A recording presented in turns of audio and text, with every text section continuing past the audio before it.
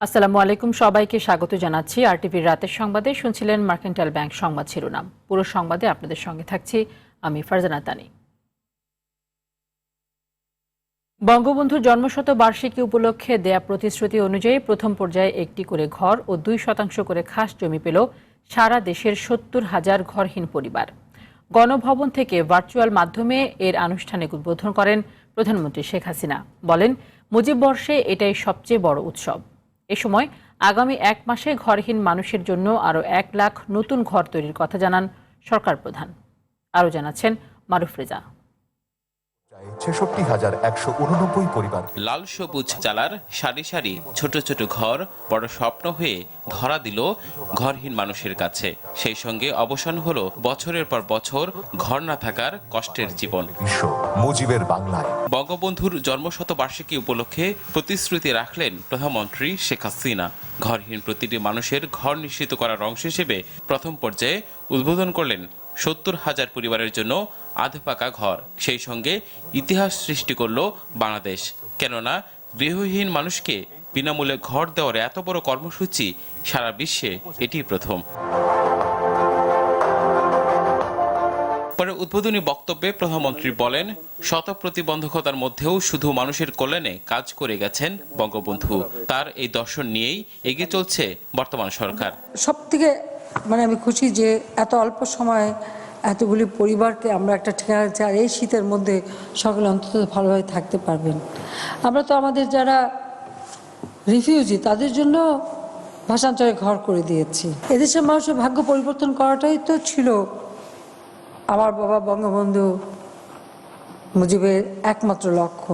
সবকিছুকে ছাপিয়ে মুজিব বর্ষে ঘরহীন মানুষের জন্য নতুন ঠিকানা নিশ্চিত করা সবচেয়ে বড় উৎসব হিসেবে মন্তব্য করেন বঙ্গবন্ধু কন্যা। হয়তো আমাদের সম্পদের সীমাবদ্ধতা আছে, তাই হয়তো সীমিত আকারে আমরা করে দিচ্ছি, কিন্তু যা একটা ঠিকানা আমি সমস্ত মানুষের জন্য করে দেবো।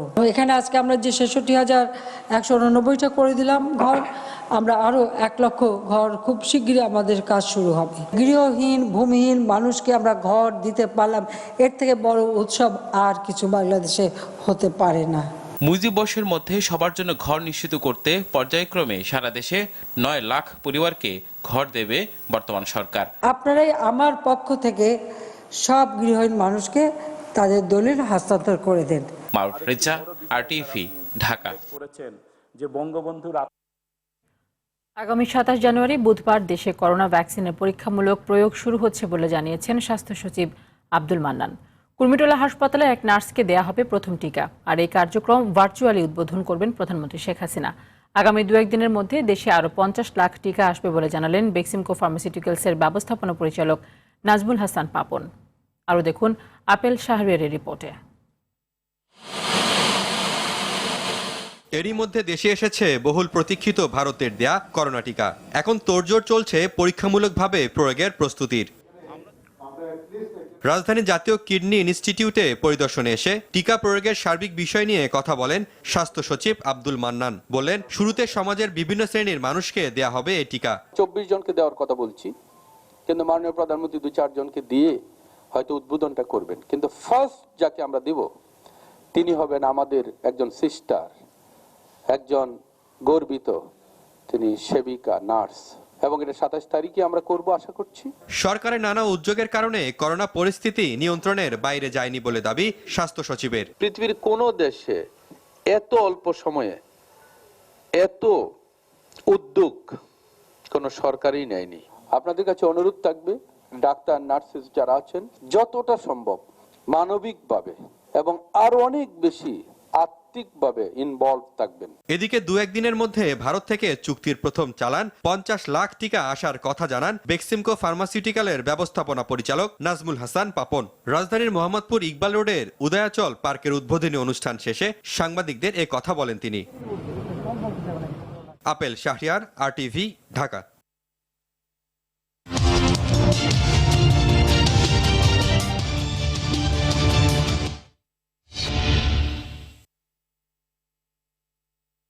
জলাবদ্ধতা নিরসনকে অগ্রাধিকার দিয়ে চট্টগ্রাম সিটি নির্বাচনে ইশতেহার ঘোষণা করেন আওয়ামী লীগ প্রার্থী রেজাউল করিম চৌধুরী। সকালে চট্টগ্রাম প্রেস ক্লাবের বঙ্গবন্ধু হলে 37টি প্রতিশ্রুতি দিয়ে ইশতেহার ঘোষণা করেন তিনি। নগরীর যানজট নিরসন, সড়কে শৃঙ্খলা ফিরিয়ে আনা, নালা, খাল, নদী দখলমুক্ত এবং বর্জ্য ব্যবস্থাপনাকে গুরুত্ব দেন তিনি। এ সময় আওয়ামী লীগের উপদেষ্টা ডক্টর অনুপম সেন সহ সংশ্লিষ্টরা উপস্থিত ছিলেন। এদিকে দুপুরে নগরীর জামালখানে একটি রেস্টুরেন্টে নির্বাচনী ইশতেহার ঘোষণা করেন বিএনপি প্রার্থী ডাক্তার শাহাদাত হোসেন। জলাবদ্ধতা মুক্ত, স্বাস্থ্যকর ও পরিষ্কার পরিচ্ছন্ন নগরী গড়ে তোলা, নিরাপদ নান্দনিক পর্যটন নগরীর প্রতিশ্রুতি দেন তিনি। নোয়াখালী জেলা আওয়ামী লীগের সাধারণ সম্পাদক একরামুল করিম চৌধুরীকে বহিষ্কার এবং কমিটি বিলুপ্তির দাবিতে ডাকা কালকের আধাবেলা হরতাল প্রত্যাহার হয়েছে। আওয়ামী লীগ সাধারণ সম্পাদক ওবায়দুল কাদেরের নির্দেশে হরতাল প্রত্যাহার করা হয়। সন্ধ্যায় বিষয়টি নিশ্চিত করেন বসুরহাট পৌরসভার মেয়র ও ওবায়দুল কাদেরের ভাই আব্দুল কাদের মির্জা। এর আগে দুপুরে বসুরহাটের বঙ্গবন্ধু চত্বরে অবস্থান কর্মসূচি স্থগিত করে হরতালের ডাক দেন তিনি। বৃহস্পতিবার মধ্যরাতে ফেসবুক লাইভে এসে ওবায়দুল কাদেরের পরিবার নিয়ে বিরূপ মন্তব্য করেন একরামুল করিম চৌধুরী। এরপর থেকে অবস্থান কর্মসূচির পাশাপাশি প্রতিবাদের ঝড় ওঠে নোয়াখালীতে।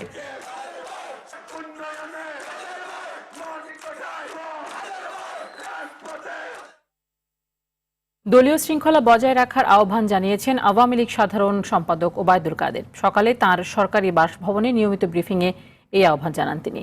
কথায় কথায় বিদেশি দূতাবাসে নালিশ করে বিএনপি দেশকে নতজানু করেছে, আওয়ামী লীগ নয়, এমন মন্তব্য করেছেন ওবায়দুল কাদের। তিনি আরও বলেন, বিএনপি নিজেই ষড়যন্ত্র তত্ত্বে বিশ্বাসী এবং এই তত্ত্বের অনুসারী বলে সব ক্ষেত্রে গন্ধ খোঁজে। আমরা দলের জন্য কেউ বোঝা হতে চাই না, কেউ দলীয় শৃঙ্খলার ঊর্ধ্বে নই। শৃঙ্খলা ভঙ্গের বিষয়ে জননেত্রী শেখ হাসিনার সিদ্ধান্তই চূড়ান্ত। আমি বলতে চাই, সীমারেখার মধ্যে দলীয় শৃঙ্খলার অনুশাসন মেনে চলতে হবে আমাদের। দেশকে নাকি নতজানু করার ষড়যন্ত্র চলছে। আসলে বিএনপি নিজেই ষড়যন্ত্র তত্ত্বে বিশ্বাসী এবং এই তত্ত্বের অনুসারী বলে সব ক্ষেত্রেই তারা ষড়যন্ত্রের গন্ধ খুঁজে বেড়ায়। বঙ্গবন্ধুর স্বপ্ন বাস্তবায়নে মুজিব বর্ষ উপলক্ষে 9 লাখ ভূমিহীন ও গৃহহীন পরিবারের মাঝে ভূমি এবং গৃহ প্রদান করা হচ্ছে, যা পর্যায়ক্রমে আরও এগিয়ে নেওয়া হবে, এমন মন্তব্য করলেন নোয়াখালী 2 আসনের সংসদ সদস্য আলহাজ মোর্শেদ আলম। শনিবার নিজ নির্বাচনী এলাকা নোয়াখালীর সেনবাগ উপজেলা প্রশাসন আয়োজিত মুজিব বর্ষ উপলক্ষে প্রধানমন্ত্রী শেখ হাসিনা কর্তৃক ভূমিহীন ও গৃহহীন পরিবারের মাঝে ভূমি এবং গৃহ প্রদান অনুষ্ঠানে এসব কথা বলেন তিনি। মোর্শেদ আলম আরও বলেন, বঙ্গবন্ধু একটি বাংলাদেশ উপহার দিয়ে গিয়েছিলেন, আর তার সুযোগ্য কন্যা শেখ হাসিনা দেশকে বিশ্ব দরবারে প্রতিষ্ঠিত করতে নিরলস পরিশ্রম করে যাচ্ছেন। এ সময় প্রধানমন্ত্রীর পরিকল্পনাকে বাস্তবায়ন করতে সবাইকে ঐক্যবদ্ধভাবে কাজ করার আহ্বান জানান তিনি। যারা গৃহহীন এবং যারা ভূমিহীন তাদেরকে যাদের গৃহ দেবে এবং ভূমি দেবে, বাড়িঘর করে দেবে, 9 লক্ষ গৃহ তৈরি করে দেওয়ার পরিকল্পনা হাতে নিয়েছেন এবং সেভাবে কাজ হচ্ছে এবং নির্দিষ্ট তারিখের মধ্যেই এটা ইনশাল্লাহ বঙ্গবন্ধুর কন্যা শেখ হাসিনা এটা বাস্তবায়ন করবে এবং হস্তান্তর করবে। এইভাবে আমরা মাননীয় প্রধানমন্ত্রীর যে স্বপ্ন, ওনার যে পরিকল্পনা, এটাকে আমরা সবাই মিলে বাস্তবায়ন করব। 5 জন ব্যক্তি ও একটি প্রতিষ্ঠানকে দেয়া হলো আরটিভি এসএমসি মনিমিক্স প্রেরণা পদক 2020। সন্ধ্যায় হোটেল সোনারগাঁওয়ের বলরুমে এক জমকালো আয়োজনে পদকপ্রাপ্তদের সম্মাননা ক্রেস্ট প্রদান ও উত্তরীয় পরিয়ে দেওয়া হয়। কাজের এমন স্বীকৃতি দেয় আরটিভির প্রতি কৃতজ্ঞ সবাই। খান আলামিনের রিপোর্টে বিস্তারিত। বছর জুড়ে বৈচিত্র্যপূর্ণ সব আয়োজনে ঠাসা থাকে আরটিভির পর্দা। 2018 সাল থেকে যাতে সংযোজন হয়েছে আরটিভি এসএমসি মনিমিক্স প্রেরণা পদক। এবার তৃতীয় আয়োজন, সম্মাননা প্রদান, নাচ, গান আর জাদু প্রদর্শনের বাহারি আয়োজনে সাজানো পুরো অনুষ্ঠান। আরটিভির কর্তা ব্যক্তিরা বলেন, বৈচিত্র্যপূর্ণ সব অনুষ্ঠান নিয়ে কাজ করে আরটিভি, এটি তারই ধারাবাহিকতা। কাজের স্বীকৃতি দিলে মানুষ অনুপ্রেরণা পায় বলে মনে করেন তারা। সুবিধাবঞ্চিত শিশুদের নিয়ে, কিশোরদের নিয়ে যারা কাজ করছেন তাদের জন্যই আজকে এই অনুষ্ঠান।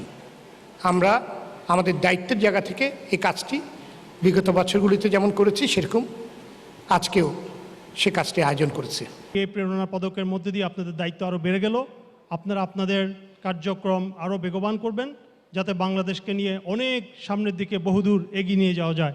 মানুষদেরকে জনসম্মুখে তুলে আনতে হবে, তাদের কাজের স্বীকৃতি দিতে হবে, তাহলে সমাজের অন্যান্যরা ভালো কাজ করার অনুপ্রেরণা পাবে।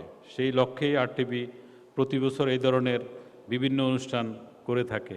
শুরু থেকেই প্রেরণা পদকের পৃষ্ঠপোষকতা দিয়ে আসছে এসএমসি। এমন কাজের সঙ্গে থাকতে পেরে গর্বিত তারাও। আমরা এই সমস্ত কার্যক্রমে আপনাদের সহায়তা চাই।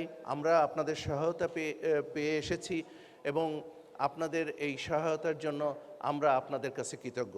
গুণীজনদের স্বীকৃতির মাধ্যমে দেশের পুষ্টি চাহিদা এবং পুষ্টি ঘাটতি বিষয়ক সচেতনতা বৃদ্ধির জন্য আরটিভি এবং এসএমসির এই যৌথ প্রয়াস সমাদৃত হবে। আজকে আমরা এরকম অনুষ্ঠানে আয়োজন করতে পেরেছি, সবার সাথে মিলে আমরা এই অংশগ্রহণ করতে পারি, অত্যন্ত আনন্দিত এবং আমি কংগ্রেচুলেশন জানাই, আমার অভিনন্দন, আন্তরিক অভিনন্দন যারা আজকে এই মনোনীত হয়েছেন। অতিথিরা বলেন, সবসময় ভালো কাজের স্বীকৃতি দিতে হবে, সে কাজটি করে যাচ্ছে আরটিভি। পদকপ্রাপ্তরা সরকারের পাশাপাশি দেশ গড়ার কাজ করে যাচ্ছে বলে মন্তব্য করেন তারা। যে 5 জন ব্যক্তি পুরস্কার পাবেন তাদেরকে আমার আন্তরিক শুভেচ্ছা, অভিনন্দন জানাই, কৃতজ্ঞতা জানাই যে আপনারা সরকারের সহায়ক শক্তি হিসাবে দেশ ও জাতি গঠন করার কাজে আপনারা কাজ করছেন। এই আয়োজনের মধ্য দিয়ে আমাদের ঝরে পড়া অথবা বঞ্চিত শিশু অথবা পথশিশু বা ছিন্নমূল অসচ্ছল যারা আছে তাদের জন্য আপনাদের যে উদ্যোগ, সেটির জন্য আপনাদেরকে অভিনন্দন জানাই। যে কোনো দেশের সুশীল সমাজের প্রকৃত পরিচয় পাওয়া যায় এই ধরনের ভলান্টিয়ার ওয়ার্ক যেগুলোকে বলে, স্বেচ্ছাসেবী কাজ, তার মাধ্যমে আমি এই জন্য এই সকল ব্যক্তি যারা পুরস্কার পাচ্ছেন তাদের জন্য বিশেষ করে সরকারের স্বীকৃতি এবং সম্মাননা জানাই। এবছর মোট 5 জন ব্যক্তি ও একটি প্রতিষ্ঠানকে দেয়া হয়েছে আরটিভি এসএমসি মনিমিক্স প্রেরণা পদক। প্রতিষ্ঠান হিসেবে সাংস্কৃতিক সংগঠন বুলবুল ললিতকলা একাডেমি বাফা পেয়েছে সম্মাননা পদক। গাইবান্ধার 1 টাকার মাস্টার খ্যাত লুৎফুর মাস্টার শিক্ষায় অবদানের জন্য পুরস্কৃত হয়েছেন। বিশেষ চাহিদা সম্পন্ন শিশুদের নিয়ে কাজ করে সৈয়দা মুনিরা ইসলাম পদক পেয়েছেন সমাজসেবায় বিশেষ অবদানের জন্য। এই মানুষগুলোর জন্য একটি ইতিবাচক সমাজ ব্যবস্থা গড়ে তোলার জন্য কাজ করছি, সমাজে যাতে এদের গ্রহণযোগ্যতা বাড়ে, ওরা যেন সমাজে বোঝা হয়ে না থাকে, তারাও যে অনেক কিছু করতে পারে, দেশের উন্নয়নে অনেক অবদান রাখতে পারে, সেই বিষয়টি নিয়ে আমি কাজ করছি। অ্যাথলেট তৈরির কারিগর নড়াইলের দিলীপ চক্রবর্তী ক্রীড়াক্ষেত্রে পেয়েছেন সম্মাননা। খুলনার মুন্ডা সম্প্রদায়ের শিক্ষা বিস্তারে স্কুল প্রতিষ্ঠার জন্য আশিকুজ্জামান আশিক পেয়েছেন পদক। সাইবার বুলিং প্রতিরোধে অ্যাপস তৈরি করে উদ্ভাবনী খাতে সম্মাননা পেয়েছেন সাদাত হোসেন। অনুষ্ঠানের সম্মাননা প্রদানের মাঝে মাঝে পরিবেশিত হয় নাচ আর গান। সালাহ খানম নাদিয়া আর রিদি শেখের নৃত্য পরিবেশনা মুগ্ধ করে দর্শকদের। মিডলিকনার গানে মেতেছে সবাই। আর রাজীব বসাকের জাদু প্রদর্শনী ছিল অনুষ্ঠানের অন্যতম আকর্ষণ। খান আলামিন, আরটিভি, ঢাকা। বঙ্গোপসাগরে 26 জন জেলে নিয়ে ডুবে গেছে মাছ ধরা ট্রলার। এখন পর্যন্ত 4 জনের মৃতদেহ ও 12 জনকে জীবিত উদ্ধার করা হয়েছে। এখনও নিখোঁজ 10 জন।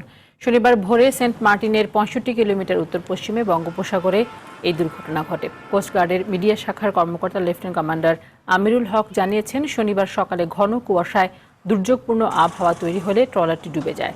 এটি চট্টগ্রামের কর্ণফুলী থেকে 1 সপ্তাহ আগে মাছ ধরতে সাগরে গিয়েছিল।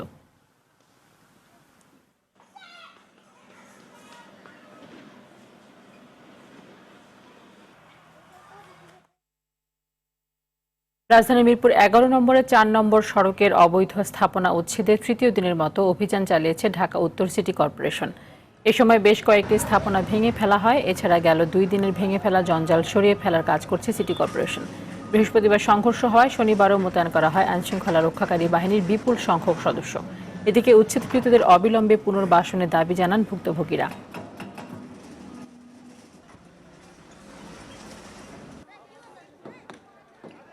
এভাবে যে আমাদেরকে উচ্ছেদ করা হলো, আমরা যাবো কই? আমাদের তো কোনো জায়গাও নেই যে আমরা ওখানে গিয়ে বাসা বানায় থাকবো। সারা রাত এই কুয়াশার মধ্যে ঠান্ডার মধ্যে বয়ে রয়েছে, এনাদেরকে পুনর্বাসন করুক। যেখানে আছি আমরা সেইখানে আমাদেরকে পুনর্বাসন দিতে হবে। প্লাস্টিক পণ্যের ব্যবসার সঙ্গে জড়িত সবার সুবিধার্থে সরকারি সহায়তা বাড়ানোর আশ্বাস দিলেন বাণিজ্যমন্ত্রী টিপু মুনশি। সকালে ঢাকার কেরানীগঞ্জে Bangladesh institute of plastic engineering and technology বিপেটের ক্যাম্পাস উদ্বোধনের সময় এই আশ্বাস দেন তিনি। আরও দেখুন মাশায়েল আলমের রিপোর্টে। রাজধানীর কেরানীগঞ্জে যাত্রা শুরু হলো দেশের একমাত্র ও প্রথম plastic engineering institute Bangladesh institute of plastic engineering and টেকনোলজির। উদ্বোধনের পর প্রতিষ্ঠানটির ক্লাসরুম ও অবকাঠামো ঘুরে দেখেন বাণিজ্যমন্ত্রী। বিপেটের প্রতিষ্ঠায় সহায়তা করায় সরকারকে ধন্যবাদ জানান বিপিজিএমই এর চেয়ারম্যান মোহাম্মদ জসিমউদ্দিন। আমরা এই প্রতিষ্ঠানটা শুরু করেছি, আমরা চাই এটাকে পরিপূর্ণভাবে এটাকে কাজে লাগানোর জন্য। মাননীয় প্রধানমন্ত্রীর যে দূরদর্শিতা এবং উনি যে ইপিজেড এর স্পেশাল ইকোনমিক জোনের যে কনসেপ্টটা নিয়েছেন, এটা যদি সাকসেসফুলি যত তাড়াতাড়ি আমরা করতে পারবো তত তাড়াতাড়ি আমাদের বিদেশি ইনভেস্টমেন্টও আসবে এবং আমাদের এক্সপোর্টটা কমপ্লায়েন্স ইন্ডাস্ট্রি বা এক্সপোর্টগুলিও বাড়বে। তিনি জানান বিপেটে প্লাস্টিক পণ্য উৎপাদন বিষয়ে স্বল্প ও দীর্ঘমেয়াদী কোর্স চালু করা হয়েছে। এখন পর্যন্ত প্রতিষ্ঠানটি থেকে 1000-এর বেশি মানুষ প্রশিক্ষণ নিয়েছে। আমরা শুধু স্কিল মানে ওয়ার্কাররা করছি না, আমরা ম্যানেজারদেরকেও ট্রেন করছি। ইভেন আমরা যারা এক্সপোর্টে কাজ করে কমার্শিয়াল তাদেরকে ট্রেন করছি। ইভেন যারা মার্চেন্ডাইজিংয়ে মার্কেটিংয়ে কাজ করে তাদেরকেও ট্রেন করছি তার এফিসিয়েন্সিটাকে আরো বাড়িয়ে দেওয়ার জন্য। প্লাস্টিক শিল্পের উন্নয়নে ভবিষ্যতে আরো সহযোগিতার আশ্বাস দেন বাণিজ্যমন্ত্রী। সরকারি লাল ফিতার দৌড়াতো তাদের মধ্যে আটকা পড়ে গেলেই আর আগানো যায় না। সেই দিক থেকে আমাদের সিচুয়েশন বেশ পজিটিভ আছেন, ভালো আছে।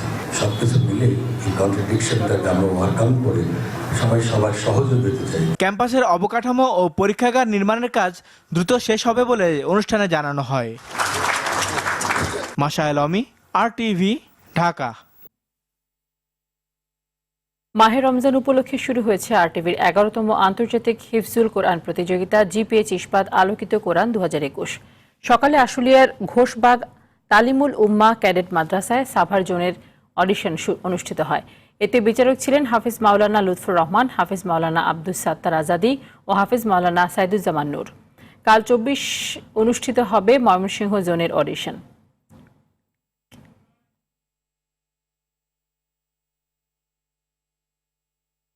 মুন্সিগঞ্জের মীর কাদিম পৌরসভার গোয়াল ঘুন্নি গ্রামে যমুনা ব্যাংক ফাউন্ডেশন ও আলহাজ নূর মোহাম্মদ ট্রাস্টের যৌথ উদ্যোগের আয়োজন করা হলো চক্ষু শিবির।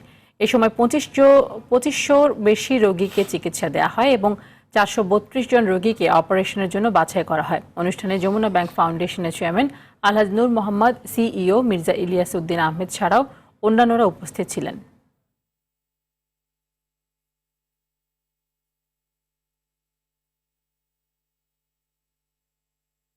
ক্রিকেট।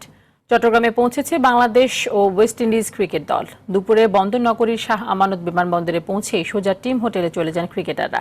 3 ম্যাচ সিরিজের প্রথম 2 ওয়ানডেতে মিরপুরে ওয়েস্ট ইন্ডিজকে বড় ব্যবধানে হারিয়েছে টাইগাররা। 1 ম্যাচ হাতে রেখে সিরিজ নিশ্চিত করেছে তামিম সাকিবরা। মিশন এবার চট্টগ্রাম। ওয়ানডে সিরিজে সফরকারীদের হোয়াইট ওয়াশ করতে হলে জিততে হবে চট্টগ্রামের শেষ ওয়ানডেতে। ম্যাচটি অনুষ্ঠিত হবে আগামী 25 জানুয়ারি। এরপর 3 ফেব্রুয়ারি একই ভেন্যুতে অনুষ্ঠিত হবে 2 ম্যাচ সিরিজের প্রথম টেস্ট। 11 ফেব্রুয়ারি ঢাকায় অনুষ্ঠিত হবে শেষ টেস্ট।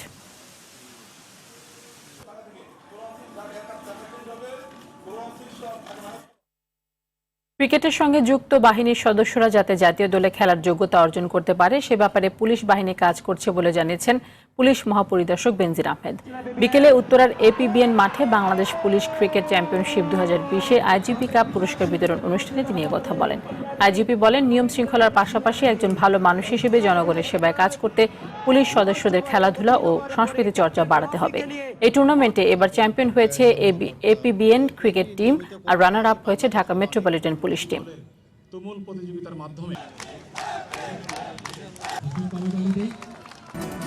দর্শক, করোনা ভাইরাস নিয়ে আতঙ্কিত হবেন না, সতর্ক হন, নিজে পরিচ্ছন্ন থাকুন, মাস্ক পরুন, অন্যকে সচেতন করুন। এই সংকট মুহূর্তে প্রয়োজনীয় সব তথ্য নিয়ে আপনাদের পাশে আছে RTV। রাতের সংবাদে এই পর্যন্তই। RTVর সবশেষ সংবাদ জানতে যে কোনো মোবাইল ফোন থেকে 24141 নম্বরে ডায়াল করুন আর মোবাইল ফোনের সংবাদ দেখতে অ্যাপ স্টোর, গুগল প্লে বা উইন্ডোজ স্টোর থেকে ডাউনলোড করুন RTV অ্যাপস। এছাড়া তাৎক্ষণিক ও বিনোদন সংবাদ জানতে বিশ্বের যে কোনো প্রান্ত থেকে ভিজিট করুন rtvonline.com, facebook.com/rtvonline ও youtube.com/rtvdigitals। এখন থেকে RTVর সব বিনোদনমূলক অনুষ্ঠান দেখতে পারবেন RTV প্লাসে। ধন্যবাদ সবাইকে।